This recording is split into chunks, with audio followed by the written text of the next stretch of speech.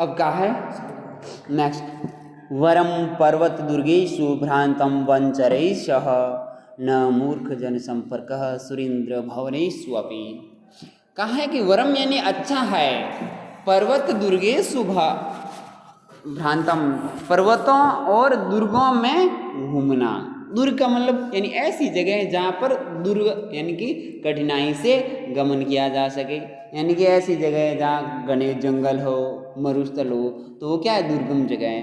तो कहा है वरम यानी श्रेष्ठ है, पर्वत दुर्गेषु भ्रांतम, पर्वतों और कठिन जगहों पर, भ्रांतम यानी घूमना, किनके साथ, तो कहा वन चरैस, जंगलों में वनों में रहने वाले लोगों अथवा जानवरों के साथ रहना उचित है। बोले क्यों भाई, मैं तुम्हारे घर रह जावा। तो कहा है कि न मूर्ख जन संपर्क, मूर्ख जन से संपर्क सुरेंद्र भवनेषु अपि न। सुरेंद्र का मतलब क्या है, आपके गांव वाला सुरेंद्र थोड़ी है। सुर का मतलब होता है देवता, इंद्र यानी राजा, देवताओं का राजा कौन, इंद्र है। इंद्र का भवन कहाँ है, स्वर्ग लोक में। तो कहा है कि यदि आपको कोई स्वर्ग लोक में रहने को कहे, कहाँ के, स्वर्ग लोक में,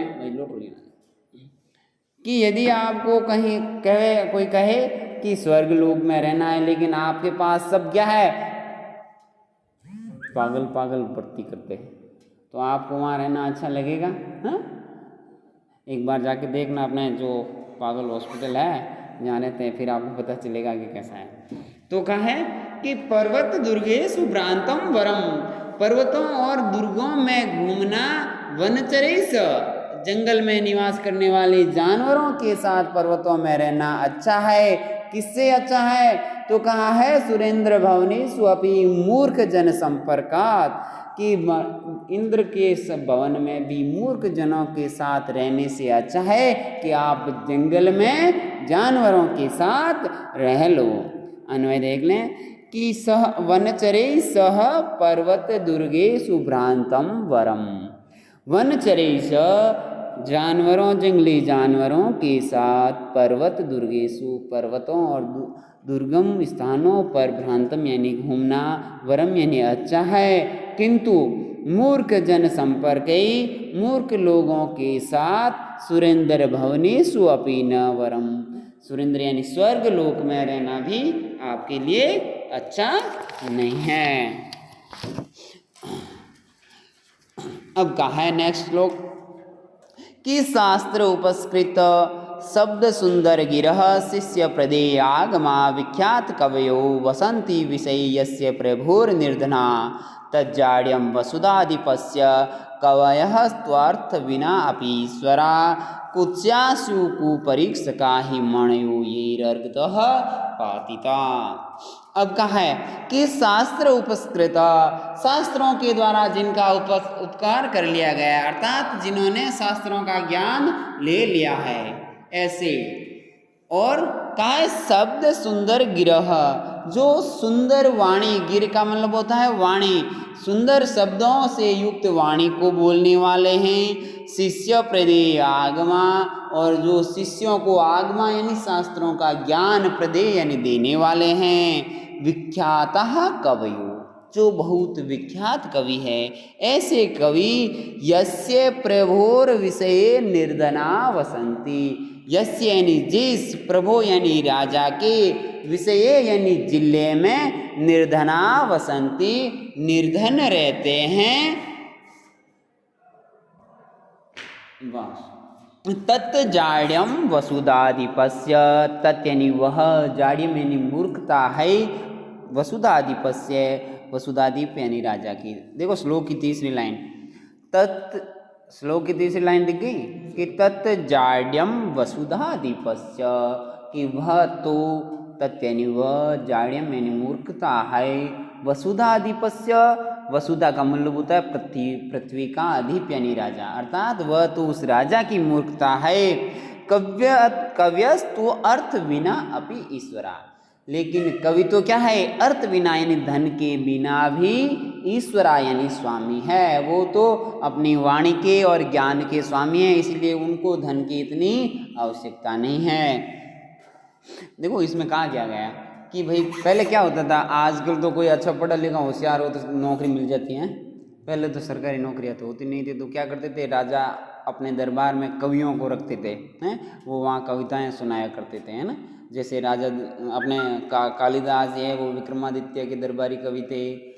ऐसे सब कवि है जो किसी न किसी राजा के दरबार में रहते थे।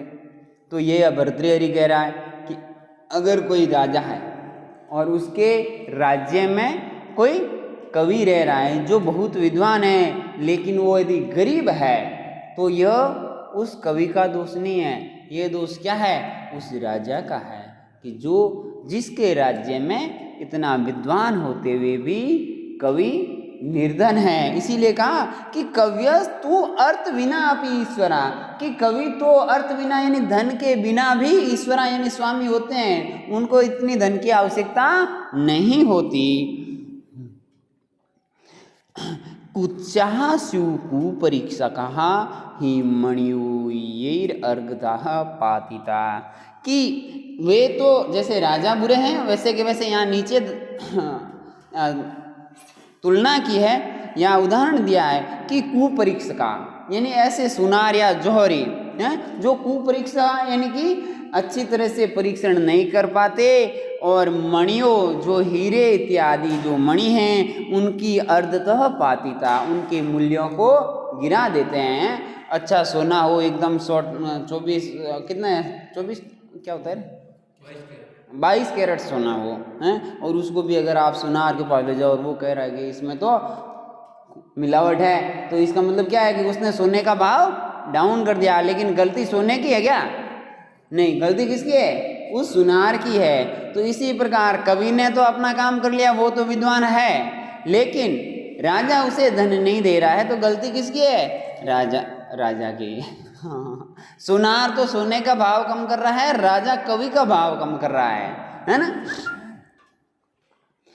तो कहा है, पुनः देख लें कि शास्त्र उपस्कृत शब्द सुंदर गिरा, शास्त्रों से उपस्कृत यानी जिसने शास्त्रों का अध्ययन कर लिया है, उन शास्त्रों के शब्दों से सुंदर गिरा यानी सुंदर वाणी बोलने वाली, शिष्य प्रदेय आगमा, हमेशा शिष्यों को आगम का मतलब होता है शास्त्रों का ज्ञान देने वाले, विख्याता कव्य, विख्यात जो कवि हैं वो यस्य प्रभो, जिस राजा के विषय यानी राज्य में निर्धनः वसंती, निर्धन रहते हैं, तत् वसुदाधिपस्य जाड्यम, वह उस राजा की मूर्खता है।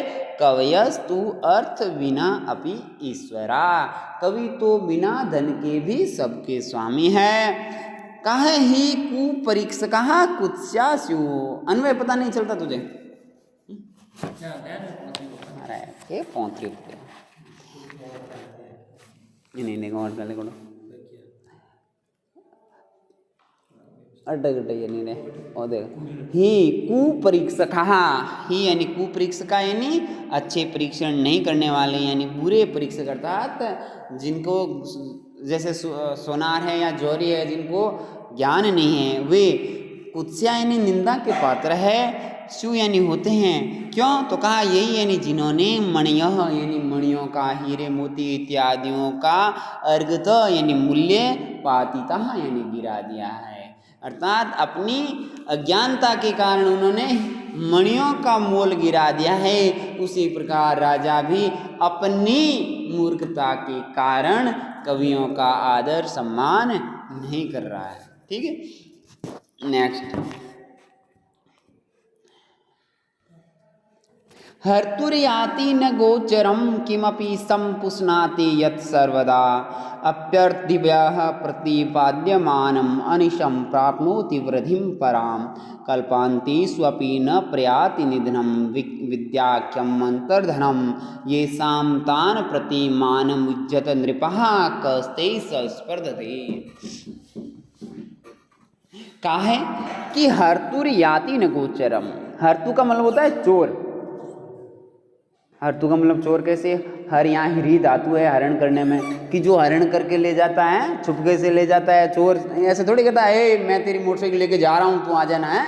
हाँ, तो जो हर्तु यानी चोर है उसके लिए भी न गोचरम याति, उसकी गोचर यानी दृष्टि में न याति यानी नहीं आता, कि अर्थात जो चोर को नहीं दिखाई देता। किमपि समपुष्णाति यत सर्वदा, किसी प्रकार से या किसी न किसी प्रकार से सम यानी सुख को पुष्णाति यानी हमेशा बढ़ाता है, यत यानी जो, सर्वदा यानी हमेशा, जो हमेशा किसी न किसी प्रकार के सुख को बढ़ाता है। क्या है आगे देखेंगे। और कहा है अपि अर्तिव्य प्रतिपाद्यमानम अनिशम, अर्तिव्य यानी मांगने वाले को, अनिशम यानी दिन रात, अनिशम यानी दिन और रात, प्रतिपाद्यमानम यानी दिए जाते हुए भी, प्राप्नोति वृद्धि प्राप्त, हमेशा वृद्धि को प्राप्त होता है। अर्थात मांगने वाले को हमेशा देने पर भी जो हमेशा बढ़ता है। कोई आपसे मांगने आता है, आप उसको देते हो, मान लो किसी ने आपसे धन मांगा तो आपने उसको धन दिया, तो आपके पास पीछे धन बढ़ा के कम हुआ है। आपके पास 200 रुपये थे, मांगने आया, आपने उसमें से 10 दे दिए भिखारी को, तो आपके पास क्या हुआ? कम हो गए। हाँ, लेकिन ये जो एक वस्तु है जो अर्थिव्य यानी मांगने वाले को अनिशम प्रतिपाद्यमान है, हमेशा उसको देते हुए भी वृद्धिम पराम प्राप्त होती, पराम वृद्धि यानी हमेशा सर्वोत्कृष्ट वृद्धि को प्राप्त करती है। कल्पांतीषु अपि न प्रयाति निधनम, जो कल्पांत हैं, कल्प का मतलब होता है युग के नष्ट होने पर भी, निधनम न प्रयाति, जिसका नष्ट नहीं होता। ऐसा क्या है? तो कहा है ऐसा विद्या आख्यम अंतर्धनम, ऐसा जो विद्या नाम का अंतर्धनम यानी गुप्त धन है। विद्या आपके पास ज्ञान है, अच्छे विद्वान हो आप, तो उसको कोई चोर चुरा सकता है कि मैं तेरे पास से विद्या लेके भाग जाऊं? विद्या को मांगने वाले कौन होते हैं? स्टूडेंट। अगर कोई आदमी स्टूडेंट को ज्ञान देता है तो उसके पास वो कम हुआ क्या उसका धन है? मुझे अगर किसी शब्द का अर्थ, मैं आपको पढ़ा रहा हूँ, किसी शब्द का अर्थ नहीं आया, मैंने इस किताब से देखा, तो मुझे भी मेरा ज्ञान उल्टा बढ़ा, कम तो नहीं हुआ है? तो कहा है कि जो चोर की नज़र में नहीं आता, जो किसी न किसी प्रकार का सुख हमेशा देता है, चाहे कुछ किसी भी तरह से दो, वो हमेशा किसी न किसी प्रकार का सुख देता है, जो मांगने वाले को देने पर हमेशा बढ़ता है। और जो कल्पांतेषु अपि निधनम न याति, जो कल्पांत यानी युगांत तक जिसका जो नष्ट नहीं होता है ना। देखो सोना है आपके पास है, मान लो आपके दादाजी के पास 5 तोला था, आपके पिताजी के पास आया कोई भी आइटम 5 तोले की थी, वो घिस घिस के थोड़ी कम हो गई, आपके पास आई, आपके पिताजी के पास आई, वो तब तक 4 तोले की रही, आपके पास आएगी तब तक वो कितनी रहेगी? 2 या 3 तोले की है। लेकिन अगर आपके पिताजी दादाजी के पास कोई ज्ञान था, वो उन्होंने आपके पिताजी को सिखाया, पिताजी उसके अंदर कुछ मिला के और अच्छा ही करेंगे, जो उन्होंने सिखाया वो तो नहीं भूलेंगे। फिर पिताजी ने आपको सिखाया तो आप भी उसमें कुछ नया ही करोगे। इसका मतलब क्या है कि विद्या रूपी जो ज्ञान है वो युग नष्ट होने पर भी नष्ट नहीं होता। तो कहा है ऐसा जिसके पास विद्या नामक गुप्त धन है, ऐसे लोगों के प्रति कहा है ये साम, यानी जिन लोगों के पास ऐसा धन है, तान प्रति उनके प्रति मानम उच्चतः नृपा, हे राजाओं उनके प्रति मान, जो आपका घमंड है उसको उच्चत यानी छोड़ दो। क्यों? तो कहा है क तई स स्पर्धते, उनके साथ कौन प्रतिस्पर्धा कर सकता है? जो ज्ञानी है उनके साथ प्रतिस्पर्धा करने की कितनी किसकी हिम्मत है। अन्वय से देख लो एक बार, देखो अन्वय से देखो, उस वक्त शब्द का एक ध्यान रखो, लाइन का पूरा है। तो कहा यत यानी जो विद्या नामक धन है वो हर्तु गोचरम न याति, हर्तु यानी चोर की, गोचर यानी नजर में, न याति यानी नहीं आता। जो विद्या नामक धन है वो चोर की नजर में नहीं आता है। सर्वदा किमपि सम पुष्णाति, सर्वदा यानी हमेशा, किमपि यानी कुछ न कुछ, तो सम यानी सुख को, पुष्णाति यानी बढ़ाता है। अर्थिव्य यानी मांगने वालों को, अनिशम यानी दिन रात, प्रतिपाद्यमानम अपि, देते हुए भी पराम वृद्धिम प्राप्नोति, हमेशा सर्वश्रेष्ठ वृद्धि को प्राप्त करता है। कल्पांतेषु अपि, युगांत होने पर भी निधनम न याति, जो कभी नष्ट नहीं होता। तत्विद्या आख्यम अंतर्धनम, जो विद्या नामक गुप्त धन है, ये सामान्य जिनके पास है, तान प्रति, ऐसे उन लोगों के प्रति, हे नृपा, हे राजा, मानम उज्जते, अपने अभिमान को छोड़ दो। तेई सह क स्पर्धते, उनके साथ किनकी प्रतिस्पर्धा संभव है, अर्थात वो जिनके पास विद्या नामक धन है वो सर्वश्रेष्ठ है, उनकी तुलना किसी से नहीं की जा सकती। लो एक और